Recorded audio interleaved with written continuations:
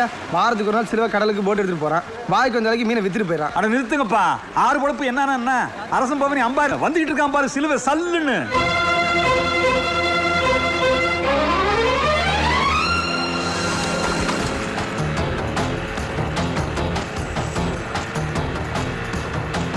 டேய் கிளிபாஸ், எத்தனை கூட தேடி இருக்கு? 5மா. இந்த தடவையும் நமக்கு சம கலெக்ஷன். இந்த மீனை விற்கிற காசையாவது ஒரு வாரத்துக்கு வச்சிருப்பீங்களா? டேய் கிச்சா, என்னடா மீன் வித்த காசெல்லாம் நீ தான் மெயின்டைன் பண்ற.